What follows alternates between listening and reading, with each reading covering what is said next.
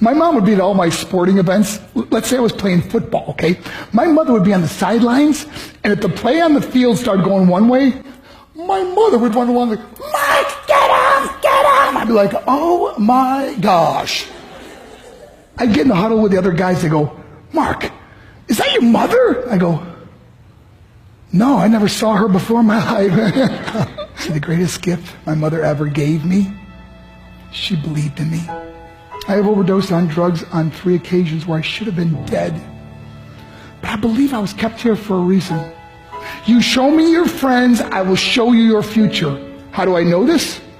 I hung out with losers, and I became the biggest loser of them all because I gave up everything I dreamt about as a little boy because of who I chose to surround myself with.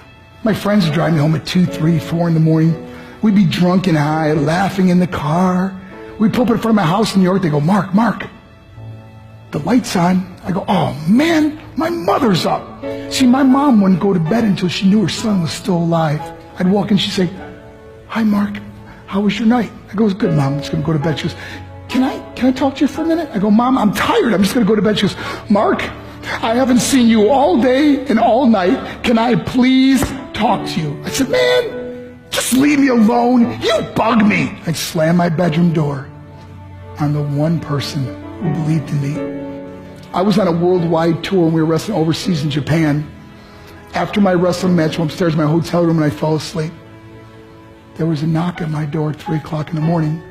I got out of bed, I looked through the safety window and I could see it was a Japanese promoter. So I opened the door and he said, Mark, you need to call home. There's been an emergency. I went and got on the hotel room phone. I called back to the United States and said, hey, what's going on? They said, Mark, I don't know how to tell you this. I said, just tell me what happened. All of a sudden they started crying. They go, Mark, I can't tell you. I said, just say it. They said, Mark, your mother died. I just threw the phone down.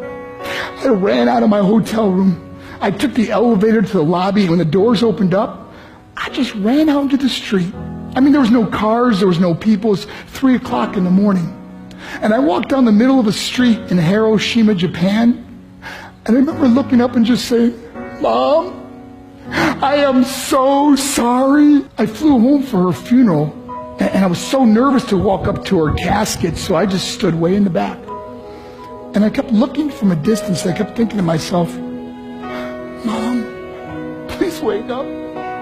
Please get up. And then I finally got the nerve to walk up to her. And as I got closer, I could see my mom for the first time. I mean, she was so beautiful.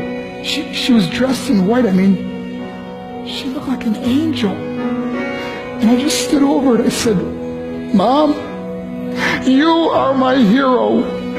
Everything I am, everything I hope to be was because of you. You loved me so much. You gave me a life. You're the only one that ever believed in me. How did I repay her? By getting drunk? By getting high? By getting stupid? By hanging out with losers? For what? All she ever wanted to do was talk to me. I wish I could talk to you now, Mom. I wish you could see what I'm doing. Why couldn't I have been a better son? We are defined by our choices. But if you surround yourself with people involved in drugs and alcohol and pills, it's a dead end.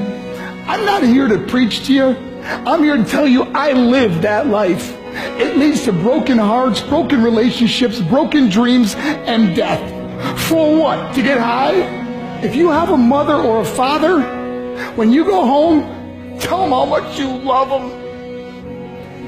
See, my whole life was about being rich and famous. I had to be a millionaire. I had to win the race.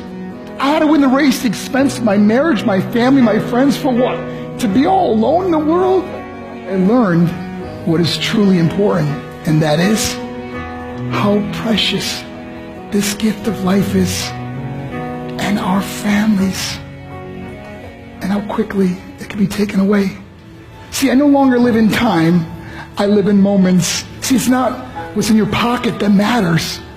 It's what's in your heart that truly matters. Love Love is just a word until somebody comes along and gives it meaning. You're the meaning.